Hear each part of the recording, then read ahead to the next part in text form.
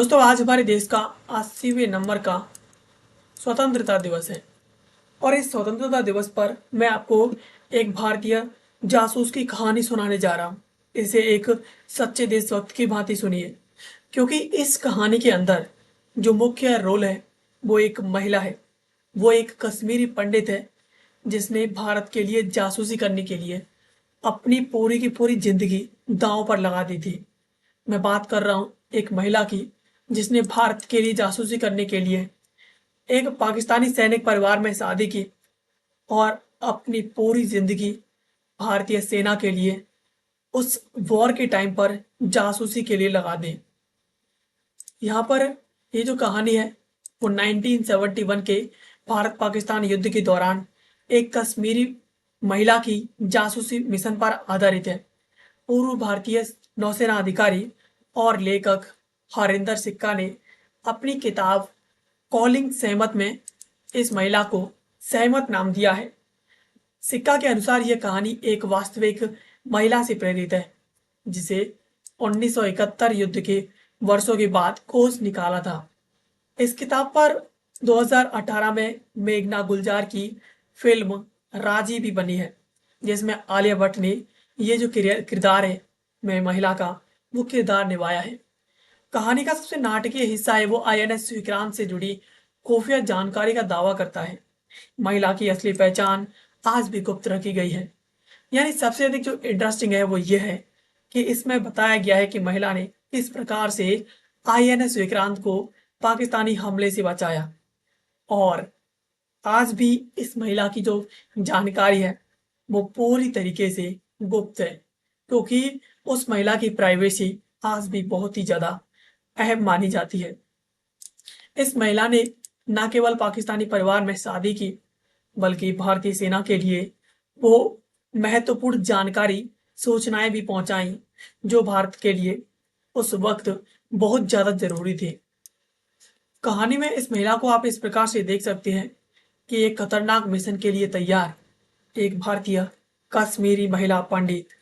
महिला कश्मीर की एक कॉलेज छात्रा थी जिसके पिता भारत के प्रति गहरी निष्ठा रखते थे। 1971 का युद्ध नजदीक आते ही उसने एक खतरनाक असाइनमेंट स्वीकार किया।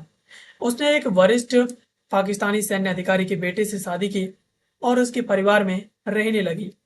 बाहर से देखने पर वह एक सामान्य नवविवाहिता जैसी लगती थी जो नई जिंदगी शुरू कर रही हो। असल में उसका मकसद अलग था, जानकारी जुटाकर गुप्त तरीके से भारतीय खुफिया एजेंसी तक पहुंचाना। यह उसका एक मकसद था जिसे वो अंजाम दे रही थी। सिक्का को यह कहानी कैसे मिली, यानी जो हरविंदर सिक्का थी, उन्हें कैसे पता चला कि आखिरकार ये महिला भारतीय सेना के लिए जासूसी कर चुकी है। तो सिक्का को इस महिला के बारे में पहली बार 1999 के कारगिल संघर्ष के दौरान पता चला। एक भारतीय सेना अधिकारी ने सिक्का को बताया कि उनकी माँ किस प्रकार से उनके देश के लिए एक जासूस रह चुकी हैं। उस अधिकारी ने बताया कि माँ ने पाकिस्तान की सेना के परिवार में शादी की और भारत के लिए जासूसी भी की थी। वर्षों बाद सिक्का ने उस महिला को ढूंढ निकाला। सिक्का उससे पंजाब के मलेरकोटला में जाकर मिले थे। यानी जो हरविंदर सिक्का थे, उन्होंने इस महिला के बारे में एक भारतीय सैन्य अधिकारी से सुना था। उन्होंने बताया था कि किस प्रकार से उनकी माँ भारतीय सेना के परिवार में शादी की और उसके बाद उन्होंने भारतीय सेना के लिए जासूसी की। जब सिक्का को जिज्ञासा जागी तो उन्होंने उस महिला को ढूंढ निकाला और वो पंजाब के मालेरकोटला में उस महिला से मिले। यहाँ पर सबसे बड़ा जो पहलू ये आता है कि इसमें यह भी बताया गया है कि इन्हों के द्वारा आईएनएस विक्रांत को पूरी तरीके से सेव किया था। यहाँ पर आईएनएस विक्रांत से जुड़े दावा की बात करें तो कहानी का सबसे नाटकीय हिस्सा भारत के विमान वाहक पोत आईएनएस विक्रांत से जुड़ा है। सिक्का के अनुसार महिला ने पाकिस्तानी योजना से जुड़ी जानकारी हासिल की, जिसमें भारतीय नौसैनिक जो संपत्तियां हैं वो शामिल थी। इस जानकारी में कथित तौर पर आईएनएस विक्रांत पर हमले की जो योजना थी उसकी सूचना भी थी। दावा है कि उसने यह सूचना भारतीय पक्ष तक पहुंचाई, जिससे नौसेना सतर्क हो सके। समकालीन कवरेज में सिक्का की किताब की इस जानकारी को हमला रोकने में मददगार बताया गया है। यानी यहाँ पर जिस प्रकार से आईएनएस विक्रांत की बात की जा रही है कि आईएनएस विक्रांत को इनके द्वारा बताया गया, तो सिक्का ने जिस प्रकार से अपनी किताब में इस पूरी पूरी कहानी को छापा है, यहाँ पर पता चलता है कि किस प्रकार से आईएनएस विक्रांत को उस महिला के द्वारा सुरक्षित करवाया गया था। हालांकि पूरे प्रकरण की स्वतंत्र रूप से पुष्टि करने वाला कोई आधिकारिक खुफिया रिकॉर्ड सार्वजनिक रूप से उपलब्ध नहीं है। यह मुख्यतः सिक्का की शोध और महिला व उसके बेटे की बताई कहानी पर आधारित है, इसलिए इसे सिक्का का दावा कहना ज्यादा सही है, ना कि कोई सैन्य पुष्टि। यानी इसे हम इस प्रकार से देख सकते हैं कि ये एक जो सिक्का है उनका एक दावा है, और दावे के तौर पर ये हम सच भी मान सकते हैं। इसके साथ ही यहाँ पर सहमत खान की नाम की सच्चाई है उसकी बात करें तो सहमत खान महिला की पुष्टि किया गया असली नाम नहीं है। सिक्का ने किताब लिखते समय जानबूझकर यह काल्पनिक रखा था। ऐसा उसकी असली पहचान सुरक्षित रखने के लिए किया गया है। इंडिया टुडे ने भी रिपोर्ट किया था कि असली जासूस का नाम सहमत नहीं था, इसलिए ऑनलाइन सहमत खान के नाम पर फैली गई जानकारियों को सावधानी से देखना चाहिए। मूल कहानी एक वास्तविक महिला पर आधारित है, लेकिन किताब और फिल्म ने उसे नाटकीय रूप से पेश किया है। यानी जो पूरी कहानी है, जो मैंने आपको बताया कि किस प्रकार से महिला ने भारत के लिए जासूसी की, ये एक वास्तविक महिला पर आधारित है। और जब सिक्का को इसके बारे में पता चला तो सिक्का ने उसे एक किताब में लिखा। इसके बाद उसके ऊपर एक फिल्म भी बनाई। इसके साथ ही मिशन के बाद उस महिला की जिंदगी की बात करी। ये सवाल भी आपके दिमाग में आ रहा होगा कि आखिरकार जब उसने अपना मिशन पूरा कर लिया तो उसके बाद उसकी जिंदगी कैसी रही। तो मिशन पूरा करने के बाद महिला भारत लौट आई, सुर्खियों से दूर जीवन बिताया। सिक्का ने बाद में उससे मुलाकात की और उसके जीवन के कुछ हिस्से किताब में दर्ज किए। उनके अनुसार युद्धकालीन अनुभवों की वजह से महिला को गहरे भावनात्मक और मानसिक परिणाम झेलने पड़े।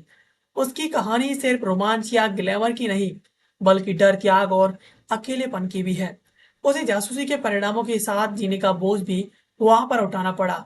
उसका बेटा आगे चलकर भारतीय सेना में अधिकारी भी बना है। यानी महिला की जिंदगी अभी बहुत ही ज्यादा गुप्त है पूरी तरीके से, और वो भारत में निवास कर रही है। और इसके साथ ही साथ जब सिक्का उनसे मिले तो उनके द्वारा उनकी उस महिला के आगे का जो जीवन है उसके बारे में भी उन्होंने अपनी किताब में दर्ज किया और उनसे बातें की हैं।